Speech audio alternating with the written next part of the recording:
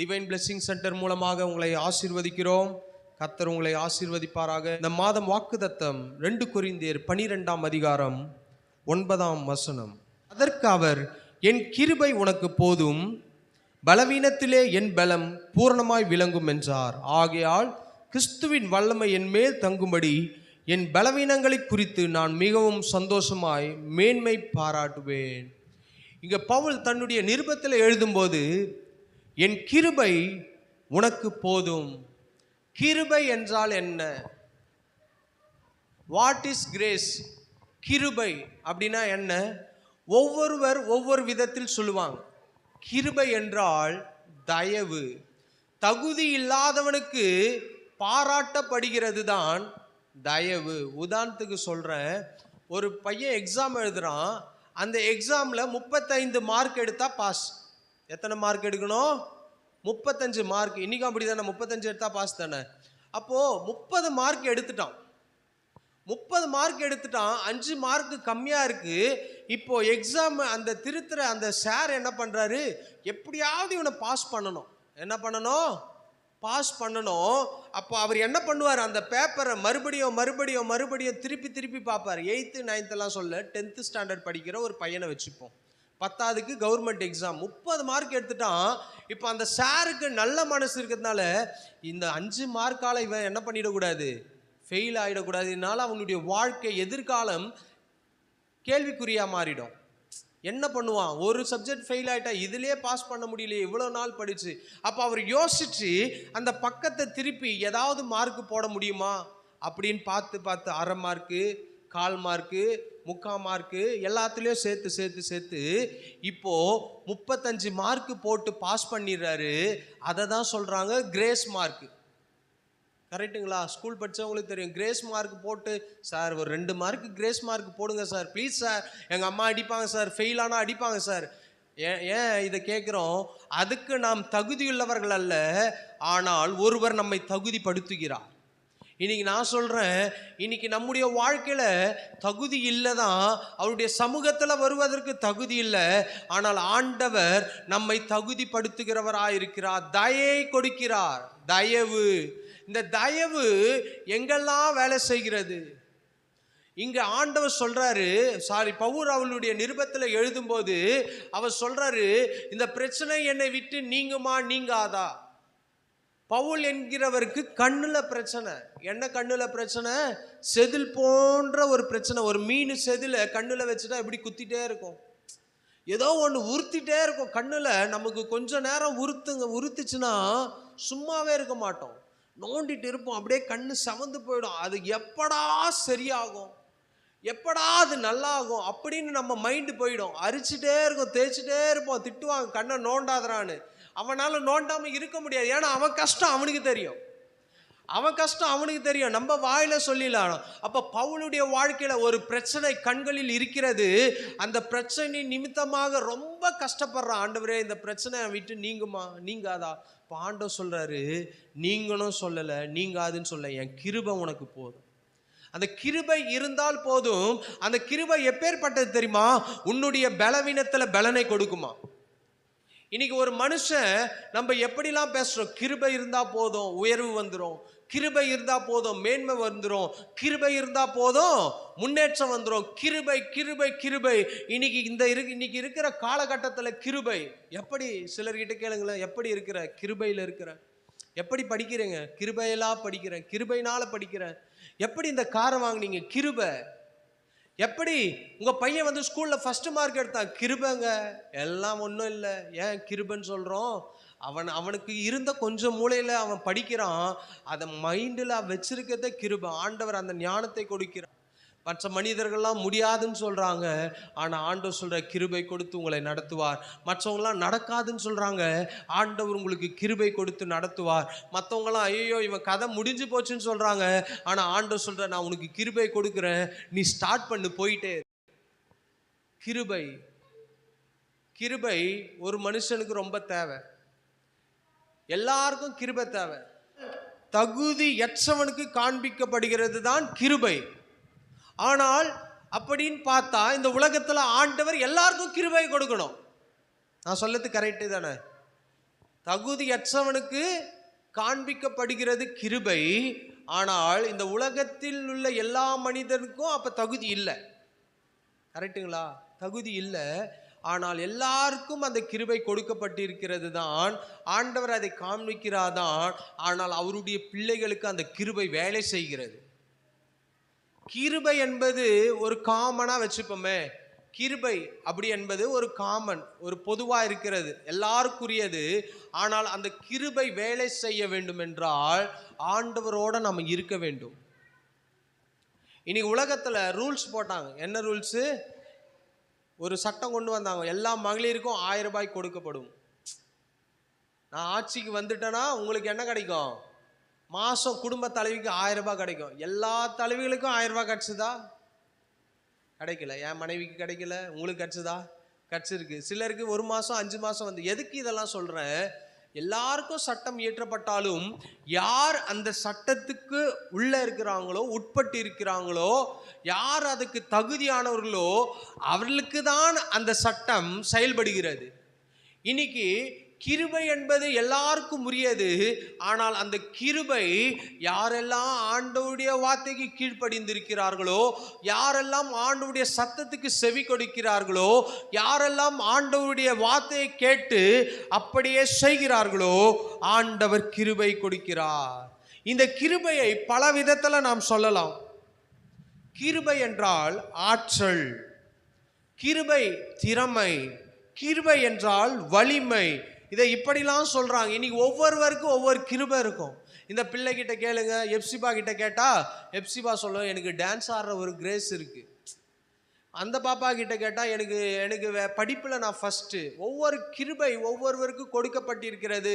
ஒரு ஆளுக்கு மியூசிக் வாசிக்கிற கிருபை இருக்கும். அவனுக்கு படிப்பே வராது, ஆனா மியூசிக் செமையா வாசிப்பான். ஒரு பொண்ணு எல்லாத்துலேயும் நல்லா படிக்கும், ஃபர்ஸ்ட் மார்க் எடுக்கும். மற்ற எது கொடுத்தாலும் ஸ்போர்ட்ஸில் 0வா இருக்கும். பேசுறது யாருக்கிட்டும் பேசாது, அதில் 0வா இருக்கும். அப்போ ஒவ்வொருவருக்கும் ஒவ்வொரு கிருபை இருக்கிறது. சிலருக்கு சமையல் செய்வதில் கிருபை இருக்கும். சொல்லுவாங்கள்ல, சமையல் செய்யறதுல சூப்பர்ப்பா, செம பக்காப்பா, இவங்க குழம்பு வச்சா என்ன போடுறாங்கன்னே தெரியாது, அவ்வளோ டேஸ்ட்டாக இருக்கும். சிலர் இன்னாதான் பார்த்து யூடியூப்பை பார்த்து நெட்டை பார்த்து குழம்பு வச்சாலும் வாயில் வைக்க முடியாது. உப்பு அதிகமாகிடும், நாக்கில் வைக்க முடியாது, காரம் அதிகமாகிடும்.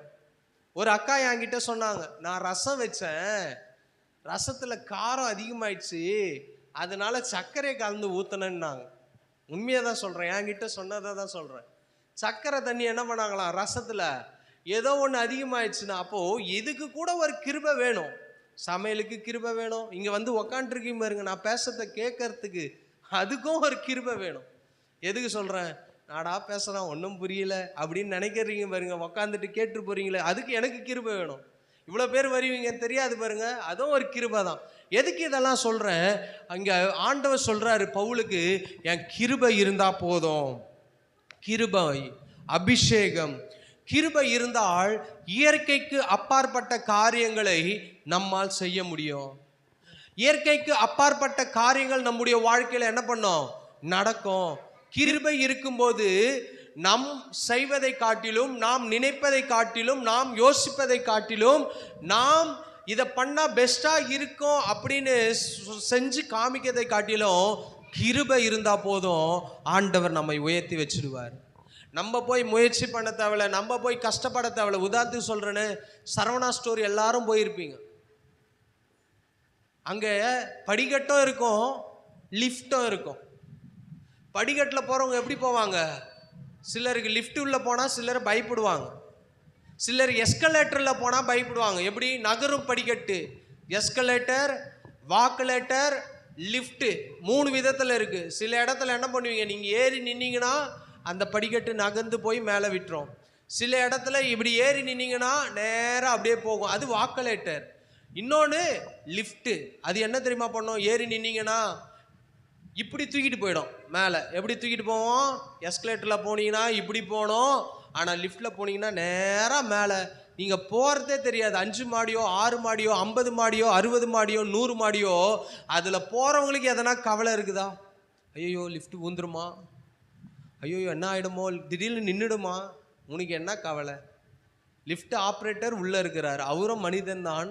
அது மாத்திரம் இல்லை, பேட்டரி இருக்குது. இன்றைக்கி எவ்வளோ டெக்னாலஜி வந்துடுச்சு. நான் எதுக்கு சொல்கிறேன் தெரியுமா?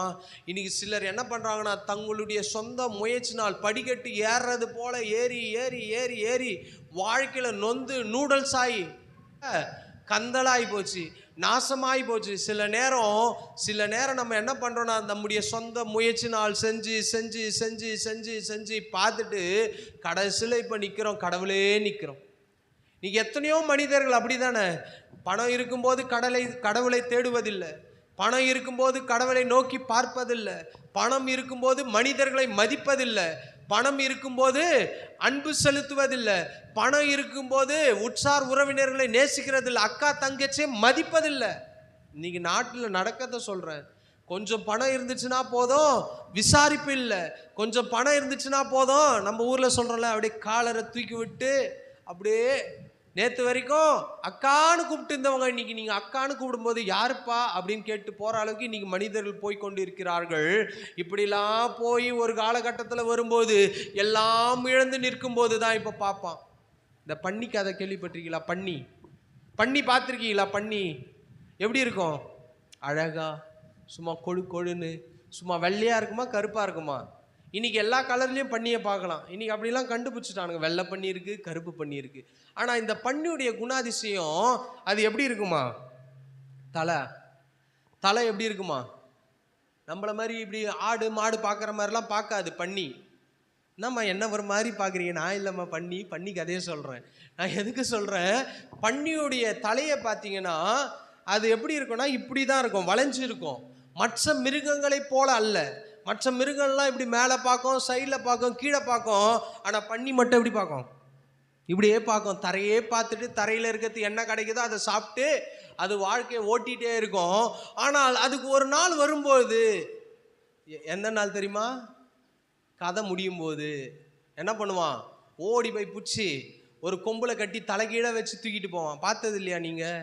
பண்ணி எப்படி தூக்கிட்டு போவாங்க? நேராலாம் இல்லை, தலைகீழே தான் ஒரு கொம்பில் கட்டி தான் தூக்கிட்டு போவாங்க. அப்போ தான் அதுக்கு தெரியுமா, ஐயோ இவ்வளவு பெரிய வானமா, இவ்வளவு பெரிய பூமியா, நான் இன்னைக்கு தானே பார்க்குறேன், இது வரைக்கும் நான் தரையே தானே பார்த்துட்டு இருந்தேன். எப்போ? கதை முடியும் போது. இன்னைக்கு சில நேரம் மனிதர்கள் கதை முடியும் போது தான் ஓடி வந்து கடவுளே காப்பாற்றும், அப்பா ஏசப்பா உதவி செய்யும். அது வரைக்கும் இவங்க எப்படி இருக்கிறாங்க? தரையை பார்த்து பார்த்து பார்த்து கிடைக்கிறது போதும், கட்சா போதும். ஞாயிற்றுக்கிழமை வீட்டில் ஒரு சிக்கன் 65 ஒரு சாம்பார் சாப்பிட்டு சர்ச்சைக்கு போனேன்னா போகலன்னா நமக்கு வியாதி இல்லை, பிரச்சனை இல்லை, புருஷன் 10,000 ரூபா 1,00,000 ரூபா சம்பாதிக்கிறாரு, ஒரு கவலை இல்லைன்னு அநேகர் வீட்டில் தூங்கிட்டு இருக்கிறாங்க. நான் மற்றவர்களை சொல்ல, கிறிஸ்தவர்களே சொல்கிறேன். வீட்டில் கேட்டால் ரொம்ப டயர்டாக இருக்குது. ஆனால் இவரை விட்டு பாருங்கள், சினிமா தேட்டரில் 3 மணி நேரம் உட்காருவார். ஆனால் சர்ச்சில் 1 மணி நேரம் உக்காலான்ட்டு இப்படி திரும்பி பிரசங்கம் பண்ணுற. நானே மேலே பார்ப்பேன், என்னடா டைம் ஆயிடுச்சா, இவங்க திரும்புகிறாங்களே. எதுக்கெல்லாம் சொல்கிறேன், இன்னைக்கு இதே போல தான் மனிதர்களுடைய வாழ்க்கையும் இருக்கிறது. கீழே பார்த்து பார்த்து பார்த்து ஆண்டவருடைய வசனத்தை பார்க்காம, சத்தியத்தை கேட்க முடியாமல், அவருடைய வார்த்தையை நம்ம காதுகளை இருதயத்தில் ஏற்ற முடியாமல் அநேகர் இன்னைக்கு பன்னியை போல தான் வாழ்ந்து கொண்டிருக்கிறார்கள். நான் உங்களை சொல்லவில்லை, நீங்கள் சூப்பர், நீங்கள் குதிரை மாதிரி சிங்கம் மாதிரி இருக்கிறீங்க அழகாக உக்காந்துட்டு. எதுக்காக இதை சொல்கிறேன்? ஒரு உதாரணத்துக்காக சொல்கிறேன். ஆண்டவர் எப்படின்னா நம்மை உயர்த்த அவர் போதுமானவராக இருக்கிறார். நம்முடைய சொந்த முயற்சினால் அல்ல, ஆண்டவரே என்னுடைய படிப்பு அல்லப்பா, என்னுடைய தாளந்து அல்லப்பா. அவரை பார்த்து சொல்லுங்கள், உங்களுடைய கிருபை இருந்தால் போதும், எந்த மனிதனாலும் செய்ய முடியாததை நீ செய்து முடிப்பீர், எந்த மனிதனாலையும் செய்து முடிப்பார். இந்த கிருபை இருக்கும்போது நாம் எந்த சோதனையும் சந்தித்து அது நம்மை ஜெயவாளியாக மாற்றுவது தான் கிருபை. சோதனை என்பது, நான் அதை குறித்து பேசவில்லை, பாவம். இந்த உலகத்தில் இருக்கிற பாவம் தான் நமக்கு சோதனையாய் இருக்கிறது, சோதனையை கொடுக்கிறது, அதனால் அநேக பாடுகள். ஆனால் இந்த கிருபை நமக்குள் இருக்கும்போது பாவத்திலிருந்து ஆண்டவர் விடுதலை கொடுக்கிறார். இந்த கிருபை அதுக்காக தான். இன்னைக்கு பாவம் பெருகிற இடத்தில் கிருபை பெருகும் வசனம் இருக்கு. அதனால ஆண்டவர் உங்களை பாவத்திலே நின்று கொண்டிருக்க சொல்லவில்லை. நான் சொல்லது புரியுதுங்களா? பாவத்தினால், பாவம் செய்கிற ஒரு மனுஷன் பாவம் செய்கிறதுனால கிருபை பெருகுகிறது. இன்னைக்கு ஒரு ஆள் தப்பு பண்ணுறான், கடவுள் அவனுக்கு கிருபை கொடுக்கிறார். அந்த கிருபை எதற்காக தெரியுமா? அந்த பாவத்திலிருந்து எப்படியாவது வெளியே வரக்கூடாதா? வெளியே வந்துட முடியாதா? அந்த பாவத்திலிருந்து இவன் எப்படியாவது வெளியே வந்துட மாட்டானா என்று சொல்லிதான் ஆண்டவர் கிருபை கொடுக்கிறார். இன்னைக்கு சில நேரம் நம்ம சொல்லுவோம்ல, இவன் செஞ்ச பாவத்துக்கெல்லாம் எப்பயோ செத்து போயிருக்கணும்டா சொல்லியிருக்கிறோம், கேட்டு இருக்கிறோம். இவன் செஞ்ச பாவத்துக்கெல்லாம் இவெல்லாம் என்ன ஆவானே தெரிலன்னு சொல்கிறோம் பாருங்க. அவன் நல்லா இருப்பான். நம்ம யோசிப்போம், எவ்வளோ அநியாயம் பண்ணுறான்டா டே, எப்படி குடிக்கிறான், எப்படி திருடுறான், எப்படி கொள்ளடிக்கிறான், எவ்வளோ அசிங்கமாக பேசுகிறான், எவ்வளோ மோசமான ஒரு நபர். ஆனால் இவெல்லாம் நல்லா இருக்கிறான், ஆனால் எனக்கு மட்டும் ஏன்டா பிரச்சனை? எரேமியா அதுதான் சொல்றாரு, ஆண்டவரே அநியாயம் பண்றவன் நல்லா இருக்கிறான், துரோகம் பண்றவன் சுகித்து இருக்கிறான், ஆனா நீ நீதி உள்ளவர் தாமே, நான் ஆகிலும் உம்முடைய நியாயத்தை குறித்து பேசுகிறேன். நீ எல்லாருக்கும் கோபம் வரும் மற்றவர்கள் நல்லா இருப்பதை பார்த்து. எப்படி அநியாயம் பண்றவெல்லாம் நல்லா இருக்கிறான்னு ஆண்டவர் சொல்றாரு, அவனுடைய வாழ்க்கை புல்லுக்கோப்பாய் இருக்கிறது, ஆனால் நான் உன்னை கிருபை கொடுத்து உயர்த்தி வைப்பேன். அது காற்றின் அதன் வீசின உடனே அது இல்லாமல் போயிடும். புல்லு எதுக்கு ஒப்பிடுகிறார்? மனுஷனுக்கு ஒப்பிடுகிறார். அப்போ நம்முடைய வாழ்க்கைக்கு ஒப்பிடுகிறார். அதெல்லாம் கொஞ்சம் காலம், ஆனால் கர்த்தரை தேடுகளுக்கோ ஒரு நன்மை குறைபடாது. இப்போ ஆண்டவர் சொல்றாரு, சோதனை நோவாவுக்கோ கர்த்தருடைய கண்களில் என்ன கிடைச்சதான்? கிருபை கிடைச்சது. கிருபை குறித்து தான் நாம் வாசிக்கிறோம் இந்த மாதம் வாக்குத்தத்தத்தை வைத்து. கிருபை என்பது தேவனுடைய வல்லமை, பவர். கிருபை என்பது தேவனுடைய வல்லமை. 2 கொரிந்தியர் 12ஆம் அதிகாரம் 9ஆம் வசனத்தில் வாசிக்கும் போது, உன்னுடைய பலவீனத்தில் என் பலன் பூரணமாய் விளங்கும். பலவீனம் வரும்போது ஆண்டவர் சொல்றாரு, நான் உனக்கு கிருபை கொடுக்கிறேன். அந்த கிருபைக்குள்ளாக ஒரு பலன் இருக்கிறது, ஒரு பவர் இருக்கிறது. ஆண்டவர் சொல்றாரு, நான் உனக்கு வல்லமை கொடுக்க போகிறேன். அந்த கிருபை உங்களுக்குள்ளாக சரீரத்தில் ஒரு பலன், உங்களுக்குள்ளாக சரீரத்தில் ஏற்பட்ட வியாதியா இருக்கலாம், சொல்ல முடியாத வியாதியா இருக்கலாம். அன்னைக்கு 12 வருடம் பெரும்பாடுள்ள ஸ்திரியை குறித்து வாசிக்கும் போது, மருத்துவர்களால் கைவிடப்பட்டு எல்லா பணமும் இழந்து நிற்கிற நேரத்தில் ஆண்டவரை தொட்ட மாத்திரத்தில், அந்த வஸ்திரத்தை தொட்ட மாத்திரத்தில் ஒரு வல்லமை அவருக்குள்ளாக இருந்து புறப்பட்டு போயிற்று. அவருக்குள்ளாக ஆண்டவர் அவருடைய கிருபை கொடுப்பாரானால், அந்த கிருபை உங்களுடைய வாழ்க்கையில் வல்லமையாய் செயல்பட்டு உங்க சரீரத்தில் இருக்கிற எல்லா அவைகளுக்குள்ளாக உள்ளாக போய் ஊடாக போய். இன்னைக்கு ஒரு இன்ஜெக்ஷன் போடுவாங்க, 2 விதத்தில் இன்ஜெக்ஷன் போடுவாங்க. ஒன்று நரம்புல போடுற இன்ஜெக்ஷன், இன்னொன்று சதையில் போடுற இன்ஜெக்ஷன். நரம்புல இன்ஜெக்ஷன் போட்டால் அது உடனே ஹீல் ஆகும். நரம்புல சில ஊசிலாம் போடுவாங்க, டைரக்டாக என்ன பண்ண மாட்டாங்க, சதையில் ஏற்ற மாட்டாங்க, இங்கே குத்த மாட்டாங்க. இன்னைக்கு சொல்கிறேன், ஆண்டவருடைய வார்த்தை அப்படிதான்.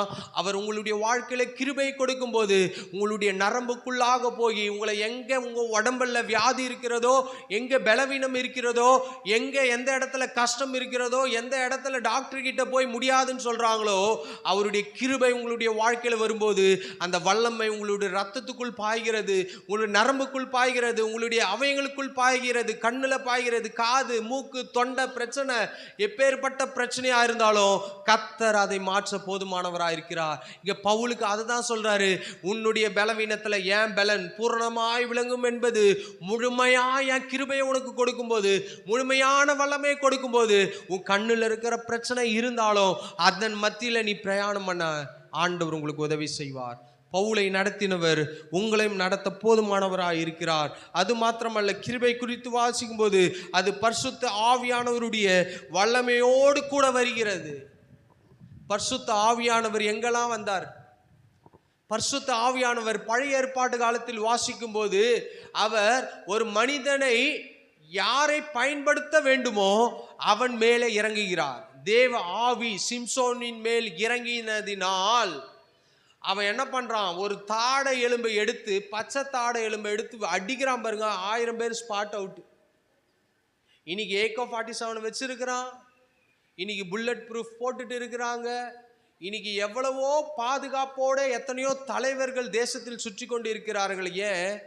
பயம்.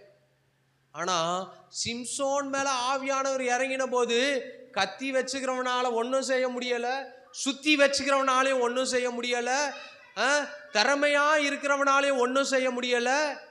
ஆனால் ஒரு பச்சை தாடை எலும்பை நம்ம உங்க கையால பிடிக்க முடியுமா? இன்னைக்கு காலைல போறீங்க, இப்ப சர்ச்சை முடிச்சுட்டு போய் ஆட்டுக்கறி வாங்க போறீங்க. ஆட்டுக்கறி வாங்கின இடத்துல ஒரு ஆட்டுடைய காலை இவ்வளோ பெருசு வெட்டி அப்படியே தொடைய சீவி இதை எடுத்துட்டு போய் கிரிக்கெட் விளையாடுன்னு உங்ககிட்ட குத்தா உங்களால பிடிக்க முடியுமா? அது எப்படி இருக்கும்? வள வள வளன்னு இருக்கும். அப்போ அதால் ஒரு பிரயோஜனமும் கிடையாது. அதை வச்சு ஒன்றும் பண்ண முடியாது, நம்மால் அவ்வளவு கிரிப்பா பிடிக்க முடியாது. ஆனால் சிம்சோன் ஒரு தாடை எலும்பு, பச்சை தாடை எலும்பு எடுக்கிறான், வள வள வளன்னு இருக்குது, அதை வச்சு 1000 பேரை கொண்டு போட்டானா. நான் இனி உங்களை யாரையும் கொல்ல சொல்லலாமா அப்படின்னு நீங்க நினச்சிக்காதீங்க. எதுக்கு சொல்றேன்? அந்த நாட்கள்ல யுத்தம் செய்தார்கள். இப்போ அந்த ஆண்டவர் சொல்றாரு பார்த்தீங்களா, பரிசுத்த ஆவியானவர் உங்களுக்குள் வரும்போது உங்களால் முடியாததை அவருடைய பலத்தை கொடுத்து உங்களை ஆண்டவர் செய்ய வைப்பார். நீ உதாரணத்துக்கு சொல்றேன், இப்போ சிலர் 2 வீல்ல சைக்கிள் ஓட்ட முடியும். நம்ம சைக்கிள் எத்தனை வீல் இருக்கு? 2 வீல். ஆனால் சிலர் உடம்பு முடியாதவங்க, அந்த எப்படி சொல்லுவோம், மாற்றுத்திறனாளிகள் என்ன பண்ணுவாங்க, 4 வீலில் போவாங்க. ஏன்? அவர்களால் 2 வீலில் ஓட்ட முடியல. அந்த பேலன்ஸுக்காக இப்போ எத்தனை வீல் கொடுக்கப்படுகிறது? இன்னும் அடிஷ்னலாக 2 வீல் கொடுக்கப்படுகிறது. அதே போல தான் இன்னைக்கு ஆண்டவர் உங்களுடைய வாழ்க்கையிலும் உங்களால் செய்ய முடியாததை அடிஷ்னலாக 2 வீலை கொடுத்து, எப்படி அவங்க எப்படி பண்ணுறாங்க, அப்புறம் அவங்க பயம் இல்லாமல் போவாங்க. உண்மை தானே? எத்தனையோ பேர் வாகனத்தை ஓட்டுறாங்க, ஆனால் அந்த 2 வீலை கைட்டு அவங்களால ஓட்ட முடியாது. நீ உன் வாழ்க்கையில் உங்கள் சொந்த முயற்சினால உங்கள் குடும்பத்தை நடத்தி பார்க்குறீங்க, முடியலை. உங்கள் சொந்த முயற்சினால எதையோ ட்ரை பண்ணி பார்க்குறீங்க, முடியலை. ஆனால் ஆண்டவர் சொல்கிறாரு, என் கிருபை உனக்குள்ளாக வரும்போது நான் உன்னை நடத்த போதுமானவராக இருக்கிறேன். ஆண்டவர் சொல்கிறார், இந்த மாதம் என் கிருபை உனக்கு போதும். அன்னைக்கு சிம்சோனுக்கு ஆண்டவர் அந்த வல்லமையை கொடுத்ததுனால அவன் 1000 பேர் என்ன பண்றான், கொன்றான். அது மாத்திரமல்ல, 3வது, பாவத்தை மேற்கொள்வதற்கு மட்டும் எனக்கு உதவி செய்யவில்லை. இந்த கிருபை பாவத்தை மேற்கொள்வதற்கு மாத்திரமல்ல, நம்முடைய வாழ்க்கையை நடத்துவதற்கும். இன்னைக்கு கிருபை அப்படின்னா பாவத்திலிருந்து மாத்திரமல்ல, உன் குடும்ப வாழ்க்கையை நடத்துவதற்கும் ஆண்டவர் கிருபை கொடுக்கிறார். கிருபை கொடுக்கும்போது ஞானம் வேலை செய்கிறது, கிருபை கொடுக்கும்போது உங்களுடைய புத்தி வேலை செய்கிறது, கிருபை கொடுக்கும்போது சிந்தனை வேலை செய்கிறது. ஆண்டவர் கிருபை கொடுக்கும்போது இது வரைக்கும் ராங்கான ரூட்ல போனோம், ஆனா இப்போ சரியான ரூட்ல போவோம். கூகுள் மேப், எத்தனை பேர் கூகுள் மேப் போட்டு வண்டி ஓட்டியிருக்கீங்க? யாருக்கு தெரியும் கூகுள் மேப்பு? ஜிபிஎஸ்னா இன்னைக்கு ஒரு ஊருக்கு போனோம், அந்த ஊர் எனக்கு எங்க இருக்குன்னே தெரியாது, ஆனால் அந்த ஊரின் பெயரை போட்டனா அந்த மேப் எனக்கு சரியான பாதையை வழிகாட்டும். அது கூட சில நேரம் தப்பா காட்டி என்னை கூப்பிட்டு போய் ஒரு ஏரியில நிக்க வச்சிச்சு. ஏரியில போய் நிக்கிறேன், ஒத்தையடி பாதையில போயிட்டு ஏரிக்குள்ள போய் நிக்கிறேன், பெரிய காம்பவுண்ட் வால். அதுக்கப்புறம் பார்த்தா கம்பெனி. அந்த கூகுள் மேப்பு கூட உங்க பாதையில தவறாய் வழிகாட்டும். ஆனா அவருடைய கிருபை ஒரு நாளும் உங்களை தவறாய் நடத்தாது, தவறான பாதையிலும் நடத்தாது, தவறான பாதையிலும் உங்களை செல்ல விடாது. இப்போ இந்த மாதம் ஆண்டவர் கிருபையை கொடுக்கிறார்.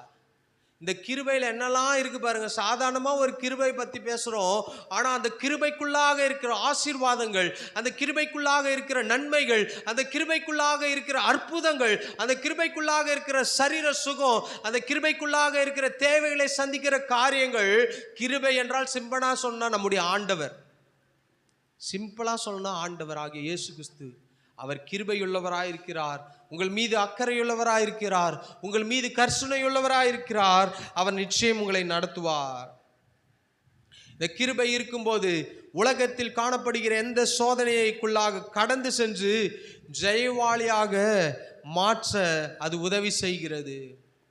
கிருபை இந்த உலகத்தில் சொல்கிறோம் பாருங்க, ஏன் இந்த உலகத்தில் பிறந்தேன், ஏன் இந்த உலகத்தில் நான் பிறக்கணும், ஏன் கடவுளே என்ன இந்த உலகத்தில் படிச்சிங்க, இந்த ஊரில் படிச்சிங்க, இந்த வீட்டில் படிச்சிங்க, ஏன் இவனை போய் கட்டணும், ஏன் அவளை கட்டணும், ஏன் எனக்கு போய் இது பிள்ளையா பிறக்கணும்.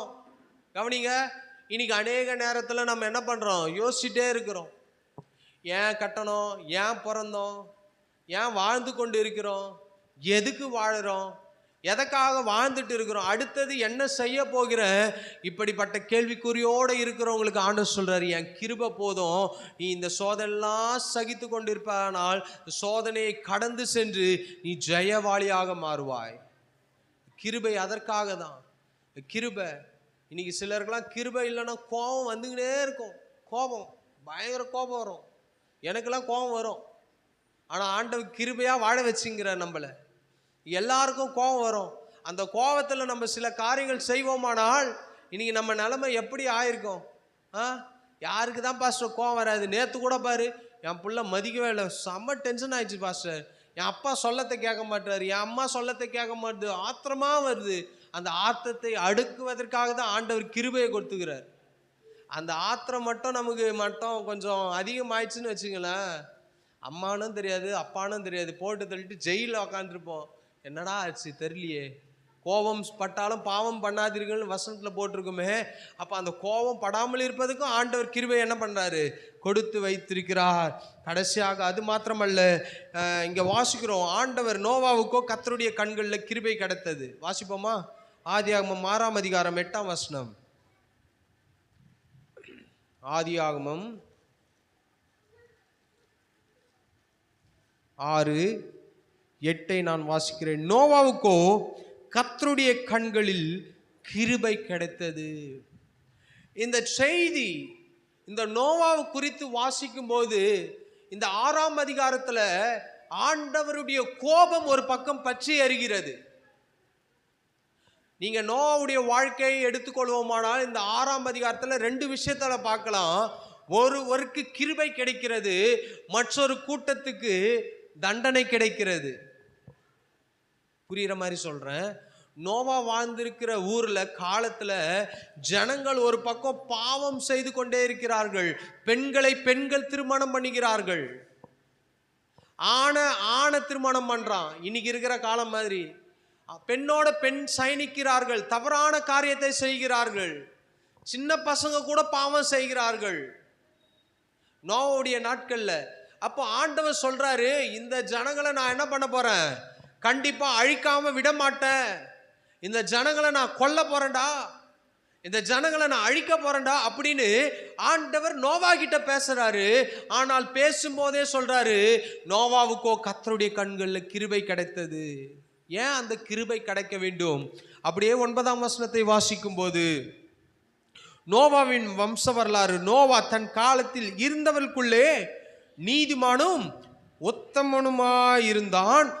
நோவா தேவனோடு சஞ்சரித்து கொண்டிருந்தான். இன்னைக்கு சொல்ற அநேகர் இன்னைக்கு சொல்ற விஷயம் என்ன தெரியுமா? பாஸ்டர், நான் சும்மா இருந்தா கூட என் ஃப்ரெண்டு எனக்கு வாங்கி ஊற்றி கொடுத்துட்றான். யார் ஊற்றி கொடுத்துட்றா? ஃப்ரெண்டு வாங்கி ஊற்றி கொடுக்குறாராம், இவர் குடிச்சிட்டு வந்துடுறாராம். இது விட்டுருங்க. அடுத்தது, நான் சும்மா இருந்தா கூட என் ஃப்ரெண்டு டிக்கெட் எடுத்து வாடா படத்துக்கு போகலான்னு கூப்பிட்றான், என் மனசு சும்மாவே இல்லை, நான் போய் சினிமா தியேட்டருக்கு போயிட்டு வந்துட்டேன் பாஸ்டர் அப்படின்னு நம்ம சொல்கிறோம். இன்னைக்கு நடக்கத்தை சொல்கிறேன். பாஸ்டர், நான் சும்மா இருந்தாலும் என் சொந்தக்காரங்க ஞாயிற்றுக்கிழமை சும்மா இருக்க மாட்டாங்க, வீட்டுக்கு வந்துடுறாங்க தேடி, அதனால சர்ச்சுக்கு வர முடியல. இன்னைக்கு அப்படி தானே சொல்லிட்டு இருக்கிறோம். எனக்கு கவனிக்கிறது கொஞ்ச நேரம்டா. இன்னைக்கு எப்படி சொல்கிறோம், நம்ம மேலே படிய வச்சுட்டு மற்றவங்க, அவன் சரக்கு வாங்கி கொடுத்துட்றான், சொந்தக்காரன் வீட்டுக்கு வந்துடுறான், அவங்க இப்படி பண்ணுறாங்க. அந்த அக்கா தான் பாஸ்டர் எனக்கு நேற்று ஆஃப் ஊற்றி கொடுத்துச்சு. இன்னைக்கு பெண்களும் குடிக்கிறாங்க. எத்தனை பேருக்கு தெரியும் இல்லை, பெண்கள் குடிக்கிறாங்க. என் ஃப்ரெண்டு சொல்கிறான், அந்த பொண்ணு காலேஜ் படிக்கிற நாள்லேருந்து குடிக்குமா. வாரத்துக்கு ஒரு நாள் ரூம் போட்டு ஹோட்டலுக்கு போய் நல்லா குடிச்சிட்டு, யாரு? காலேஜ் படிக்கிற பொண்ணு. இன்னைக்கு இதெல்லாம் மேற்கொள்ள வேண்டும் என்றால் உங்களுடைய பிள்ளைகளுடைய எதிர்காலம் நல்லா இருக்கணும்னா ஆண்டவர் கிருபை கொடுக்கணும். இன்னைக்கு எப்படிலாம் உலகம் போய்கொண்டு இருக்கிறது. இன்னைக்கு பாவத்தை தேடி நாம் ஓட தேவையில்லை. கஞ்சா ஒரு இடத்துல சொல்றாங்க, ஸ்கூல் வாசல்ல விற்கிறாங்களாம். கஞ்சானா நமக்கு என்னானே தெரியாது. இன்னைக்கு வீட்டில் வளர்க்குறான். ஒரு தாத்தா கஞ்சா செடியை வீட்டில் வளர்க்குறாரு. போதை வஸ்துக்களுக்கு அடிமையாக இருக்கிறார்கள் சொல்கிறேன். பைபிள் காலேஜ் படிக்கும்போது மதுராந்த சர்ச்சில் இருக்கிறேன். அப்போ சர்ச்சு பில்டிங் வேலை நடக்குது. இதோ அவன் பேர் என்ன, கிரியா பேரை வந்துட்டுனே, ராக்கி மாதிரி ஒரு பையன் நான் என்னடா சர்ச்சி பக்கத்துல பாதி காம்பவுண்ட் வாழுகுது, கீழே இருந்து புகையா போகுது. டோருக்கு ஜன்னல் இருக்குல்ல, இந்த ஜன்னலுக்கு அந்த பக்கம் நைட்டு ஒரு 6:30 மணி இருக்கும். சர்ச்சில் நான் போறேன். அப்ப சர்ச்சு பில்டிங் வேலை நடந்துட்டு இருக்கு. ஒழுங்கா உட்காருங்க. பில்டிங் வேலை நடந்துட்டு இருக்கு. நான் இப்ப போய் என்னடா அங்க புகை வருதுன்னு பார்த்தா, இந்த ராக்கி சைஸ்ல இருக்கிறவன் ஒரு துண்டி பிடியை குச்சின்னு உக்காந்துங்கிறான். நான் அவனை சொல்ல நடந்த சொல்றேன், நான் உதாரணத்து சொல்றேன். அந்த சைஸ் மாதிரி ஒரு பிள்ளை சொல்றேன். அவன் குட்டி பையன், அழகான பையன். அவன் முறைக்கத்தை பார்த்தா, என்னையா நீ இப்படி சொல்ற, அவன் வெளியே வா, அவனை கள்ளத்தை அடிக்கிறான் அப்படின்னு நினைப்பான். நல்ல பையன். உதாரணத்துக்கு எதுக்கு சொல்றேன், அந்த சைஸ்ல இருக்கிற பையன் துண்டு பீடியை பிடிச்சிட்டு இருக்கிறான். போன கிட்ட போய் அடிக்க போன, கீழே போட்டு அமிச்சிட்டான். டேய் என்னடா உன் வயசு என்னடா, 7-8 வயசு இருக்கும், துண்டி பீடி பிடிக்கிறேன்னா. அவன் சொல்றான், எங்க அப்பா பிடிப்பாரு வீட்டுல, நான் அதை பார்த்து நானும் இப்ப பிடிக்க கத்துக்கினேன். அவர் வச்சுட்டு போவாரு, எத்து ஊதுவேன், எனக்கும் வந்துச்சுன்னு போட்டு திட்டி அவனை விட்டேன். இன்னைக்கு எப்படி இருக்கிறான்னு எனக்கு தெரியல. இன்னைக்கு காலங்கள் ஒரு பிள்ளைக்கு நாம் சொல்லி கொடுக்க தேவையில்ல. சில வாலிப பசங்கிட்ட கேளு, எங்க அப்பா வயிற்றுல வாங்கிட்டு வந்து குச்சிட்டு கொஞ்சம் வச்சிருப்பாரு, அதை எடுத்து குச்சி தான் நான் குடிக்க கத்துக்கணும்னு சொல்லுவாங்க. நோவுடைய நாட்கள் இதுதான். அவர்கள் குடித்தார்கள், வெறித்தார்கள், மனம் போன போக்கில் வாழ்ந்தார்கள். என்னெல்லாம் தப்பு பண்ண முடியுமோ அது எல்லாவற்றையும் பண்ணும்போது இப்ப ஆண்டவர் சொல்றாரு, நோவாவுக்கோ கர்த்தருடைய கண்களில் கிருபை கிடைத்தது. நான் சொல்றேன், இந்த உலகம் எப்படி இருக்கிறது என்று அதை பத்தி நீங்க சிந்திக்காதீங்க. அவங்க எப்படி ட்ரெஸ் பண்றாங்க, அவங்க மாடனா உழ போடுறாங்க பிரதர், அவங்க இந்த இடத்துல கீச்சு விட்டும் போட்டும் போறாங்க, நானும் கீச்சு விட்டும் போட்டும் போகணும்லாம் ட்ரை பண்ணாதீங்க. நான் சொல்லது கரெக்டா? இன்னைக்கு ஃபேஷன் அப்படின்னு இன்னைக்கு மாறி போச்சு. இன்னைக்கு ஃபேஷன்னா எப்படி தெரியுமா, கை இல்லாம சுத்தத்து, கால் இல்லாம சுத்தத்து, அப்புறம் தலையில முடி இல்லாம சுத்தத்து, அப்புறம் பாதி வெட்டின்னு சுத்தத்து, கலர் அச்சின்னு சுத்தத்து. இன்னைக்கு அது ஃபேஷன் ஆயிடுச்சு. ஆனா ஆண்டவர் சொல்றாரு, நீ இதெல்லாம் செய்யக்கூடாது, இதெல்லாம் செஞ்சனா உனக்கு கிருபை கிடைக்காது. இன்னைக்கு எல்லாம் எப்படி தெரியுமா, இன்னைக்கு உலகம் கம்பேர் பண்ணி கொண்டு இருக்கிறது. மற்ற மனுஷன் அவங்க செய்யறாங்க. என் அக்கா வீட்டு பொண்ணு போய் வெட்டின்னு வந்துச்சு வாயை, நீ போய் வாயை வெட்டின்னு வந்துருவியா? இன்னைக்கு ஒருத்தவன் நாக்க வெட்டிட்டு இருக்கிறான், நாக்க 2 பாதியா வெட்டிக்கிறான். கண்ணு புருவம் நமக்கு உள்ள கண் வீழில ஒயிட் இருக்க நீல கலர்ல வச்சிருக்கிறான். காதை வெட்டிக்கிறான், உதட வெட்டிக்கிறான். இது கேட்டா அவனுடைய ஆசையாம். கடவுள் இப்படியா நம்மை படைச்சார். அப்ப எதுக்கு இதை சொல்றேன், நோவுடைய நாட்களை இதை தான் பண்ணார்கள். கடவுள் பயம் இல்லை. யார் நம்மளை என்ன பண்ண போறா, தப்பு செஞ்சா யார் நம்மளை கேட்க போறா, பொய் சொன்னா யார் நம்மளை கேட்க போறா, திருன்னா நம்மளை யார் வந்து கேட்க போறா, கெட்ட வார்த்தை பேசினா யார் நம்மளை வந்து கேட்க போறா, பக்கத்து வீட்டில் இருக்கிற 2 சவரன் எடுத்து பாக்கெட்ல போட்டுன்னு வந்தா யார் நம்மளை கேட்க போறா, பக்கத்து வீட்டில் காயிற துணி எடுத்துன்னு வந்து நம்ம வீட்டில் வச்சு நம்ம அக்கா தங்கச்சி குத்தமிச்சா யார் நம்மளை கேட்க போறா, கடவுள் பார்க்கிற. அப்போ எல்லாவற்றையும் இன்னைக்கு பாதுகாக்க வேண்டி இருக்குது. இதெல்லாம் யார் பார்க்கறாங்க, பார்க்காவிட்டாலும் கர்த்தர் நம்மை பார்க்கிறவரா இருக்கிறார். நோவாவுக்கு வாழ்ந்த காலத்துல அவன் உலகம் எப்படி இருந்தாலும் பரவாயில்ல, என் பிள்ளைகள், என் மருமகள், என் மனைவி தேவனுக்கு பயந்தவர்களாய் நான் நடத்துவேன் என்று சொல்லி நடத்தினான். இன்னைக்கு உங்களுடைய பிள்ளைகளுடைய எதிர்காலம், உங்களுடைய கணவனுடைய எதிர்காலம், அல்லது உங்களுடைய அம்மாவுடைய எதிர்காலம், அது மற்றவர்களிடத்தில் அல்ல, அது நம்முடைய கரத்தில் இருக்கிறது. இன்னைக்கு என் பிள்ளை நல்லா இருக்கணும்னா நான் அவனை சரியான பாதையில நடத்தணும். இன்னைக்கு இந்த பிள்ளை நல்லா இருக்கணும்னா அவங்க தகப்பன் தாய் சரியான பாதையில நடத்தணும். ஆனால் நோவா அதை அவனுடைய வாழ்க்கையில செய்தான்.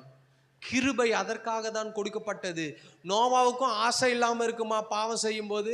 நோவாவுக்கும் உணர்வுகள் இருக்கும், நோவாவுக்கும் உணர்ச்சிகள் இருக்கும், நோவாவுக்கும் அவங்கள போல வாழணும்னு தோணி இருக்கும், நோவாவுடைய பிள்ளைகளுக்கும் தோணி இருக்கும், நோவாவுடைய மருமகளும் அதே ஊர்ல தான் இருக்கிறாங்க. இதன் மத்தியிலும் ஆண்டவர் கிருபை கொடுத்ததினால் அதை ஜெயித்தார்கள். இந்த 10வது மாதம் ஆண்டவர் உங்களுக்கு கிருபை கொடுப்பது தோற்று போவதற்காக அல்ல, நீங்கள் வெற்றி பெறுவதற்காக. ஒரு ஆள் ஓட்ட பந்தயத்தில் ஓடுறவன் என்ன பண்ண மாட்டான், வேடிக்கை பார்க்க மாட்டான். இனி ஸ்கூல்ல எத்தனை பேர் ஓட்ட பந்தயம் ஓடி இருக்கீங்க? ஸ்கூல்ல ரன்னிங் ரேஸ் ஓடினவங்களாம் கை தூக்குங்க. ரன்னிங் ரேஸ் ஓடுறவங்க எப்படி ஓடுவாங்க? ஒரு 100 மீட்டர் ஓட்டணும், நேரம் அங்க இருக்கிற பார்த்து வேகமா ஓடுவாங்க. அவங்க எப்படி ஓட மாட்டாங்க, இப்படி ஓடினா என்ன ஆகும், தோற்று போய் விடுவோம். எப்படி ஓடுவாங்க? சிலர்லாம் ஓடுவாங்க வேடிக்கை பார்த்துக்கினே, வாக்கிங் போறேன்னு சொல்லிட்டு காலில் இருக்கிற எல்லாம் முஞ்ச பார்த்துக்கின்னு காலில் வாக்கிங் போகிற கூட்டம் இருக்கிறது, தப்பாக சொல்லலை, இயற்கையை ரசிக்கிறார்கள்.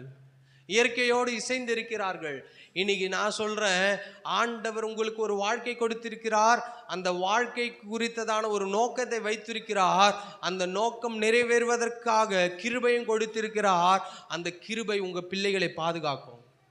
நோவாவுடைய காலத்துல எல்லாம் மரித்தார்கள். நோவா தாத்தா குடும்பத்துல எத்தனை பேரு? 8 பேரு. நோவா தாத்தா குடும்பத்துல 8 பேருங்க. அந்த 8 பேரும் பேழைக்குள்ள சேர்ந்திருந்தாங்க. சண்டை இல்லாம, வம்பு இல்லாம, போட்டா போட்டி போடாம சேர்ந்திருந்தாங்க. சூப்பரான மருமகள், சூப்பரான மகன்.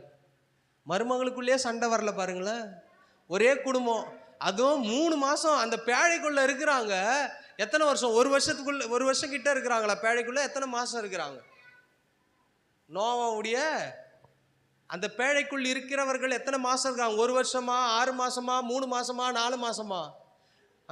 நம்ம வீட்டில் ஒரு நாள் ஒரு ரூம்ல 2 பேரு, ஆமா 2 பேரு 24 மணி நேரம் வாய் பேசாம இருந்துட்டா போதும், அதே பரலோகம் மாறிடும்.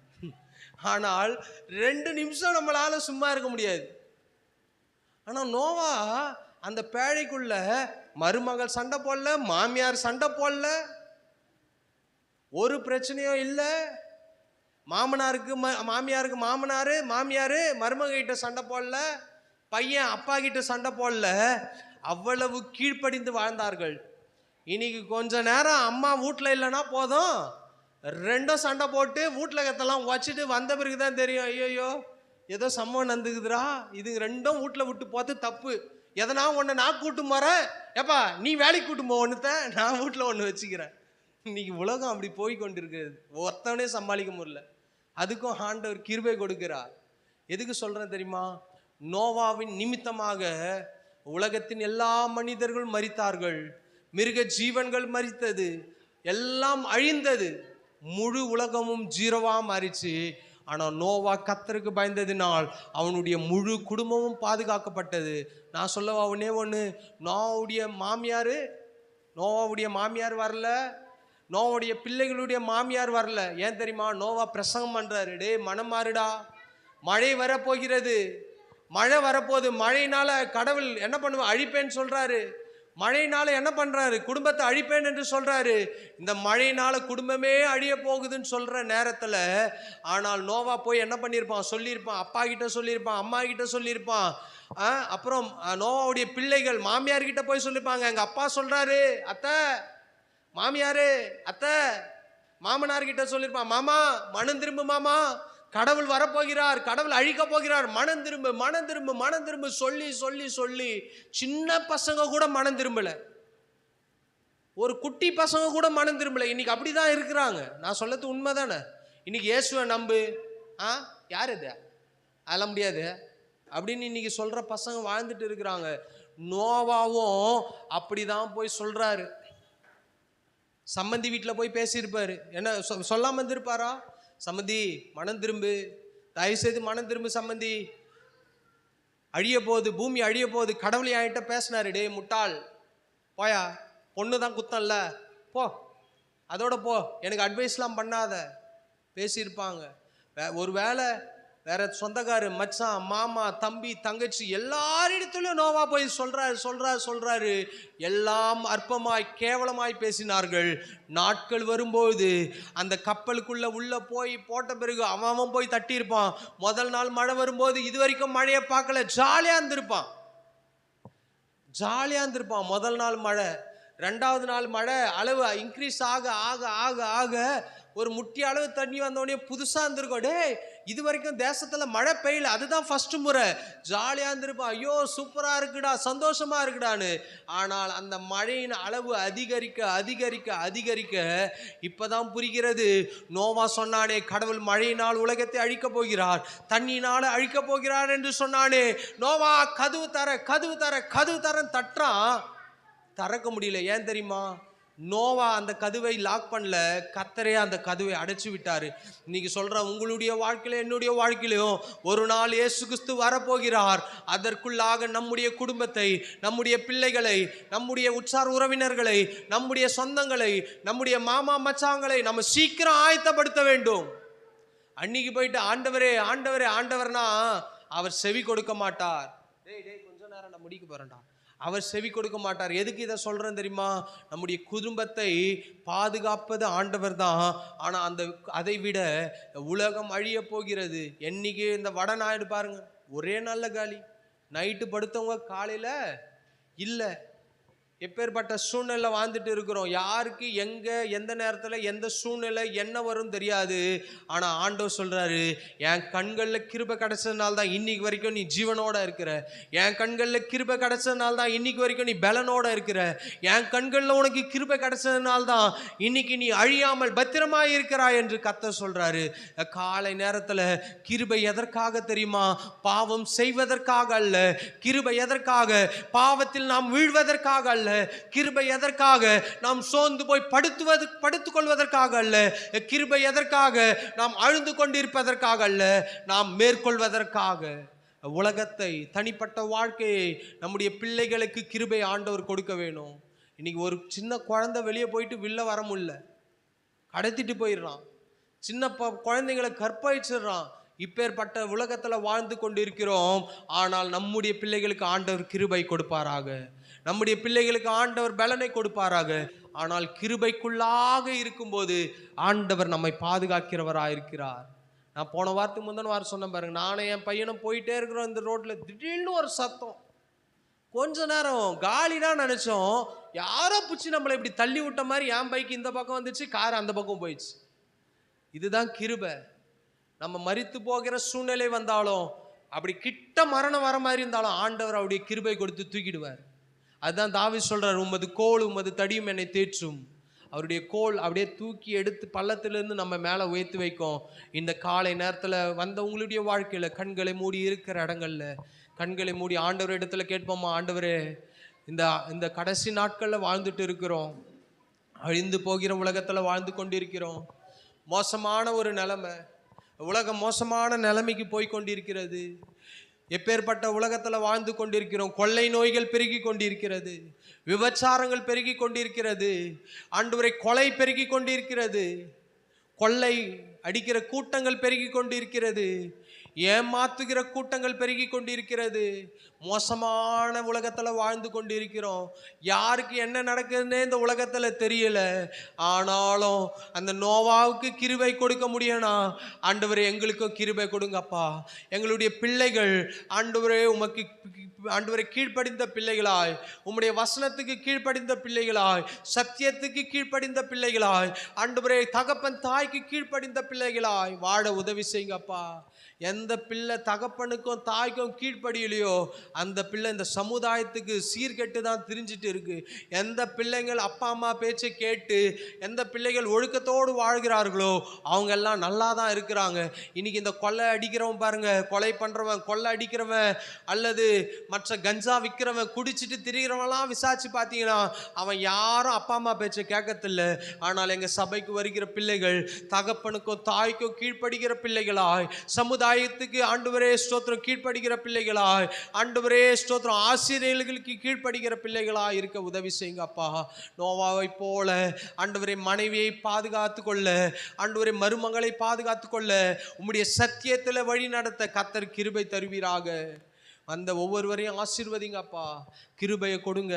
உலகத்தை ஜெயிக்கிற கிருபை கொடுங்க, பாவத்தை ஜெயிக்கிற கிருபை கொடுங்க, ஆண்டவரே மாய்மாலத்தை ஜெயிக்கிற கிருபை கொடுங்க, அழிவை மேற்கொள்கிற கிருபை கொடுங்க, பிசாசை ஆண்டவரை மேற்கொள்கிற கிருபை கொடுங்கப்பா. உங்களுடைய பிள்ளைகளை கர்த்தர் ஆசீர்வதிப்பீராக. பெரிய காரியங்களை செய்யுங்கப்பா. அந்த பிள்ளைகளை ஆசீர்வதிங்க. இவர்கள் என்னெல்லாம் நினைத்து சபைக்குள்ளாக வந்தாங்களோ கர்த்தர் அதை நிறைவேற்றும்படியாக ஜெபிக்கிறோம். பெரிய காரியங்களை செய்யுங்கப்பா. கூட இருங்க, வழி நடத்துங்க. மீட்பர் இயேசு நாமத்தினால் ஜெபிக்கிறோம் ஜீவன் நல்ல பிதாவே, ஆமென். சேர்ந்து சொல்லுவோம். என் ஆத்துமாவே கர்த்தரை ஸ்தோத்ரி, என் முழுமே பரிசுத்த நாமத்தை ஸ்தோத்ரி, என் ஆத்துமாவே கர்த்தரை ஸ்தோத்ரி, அவர் செய்த சகல உபகாரம் மறவாதே. ஆமென். நம்முடைய கர்த்தராகிய இயேசு கிறிஸ்துவின் கிருபையும் பிதாவாகிய தேவனுடைய அன்பும் பரிசுத்த ஆவியானவருடைய அன்பினைக்கும் இன்றும் என்றும் சதா காலம் நம் அனைவரோடும் இருப்பதாக. ஆமென், ஆமென். அல்லேலூயா.